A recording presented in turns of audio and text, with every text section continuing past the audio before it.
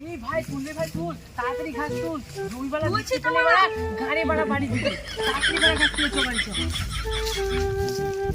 এই তোরা এত রোদে ঘাস তুলছিস কি করে রে? তোদের রোদ লাগছে না? কি করবো রে ভাই, রোদে তো গাড় ফাটছে।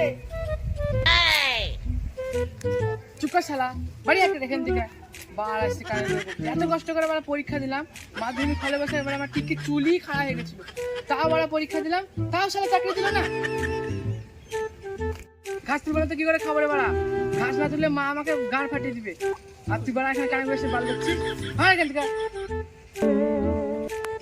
এই তোরা চুপ কর, ও তো রাখছিস কেন? আমার কাছে একটা হেভি আইডিয়া আছে, শুনলে তোদের আনন্দ লাগবে। এ কি আইডিয়া রে ভাই? গলি গাড় ফাটা রোদ থেকে বাঁচতে পারবো তো? বল বল। এই শুন তাহলে, ওই যে সবাই ইউটিউবে ভিডিও করছে না, যে সবাই শালির বিটি হয়ে যাচ্ছে, তাই আমরাও করব, আমরাও শালির বিটি হয়ে যাব। এই তুই সত্যি বলছিস ভাই?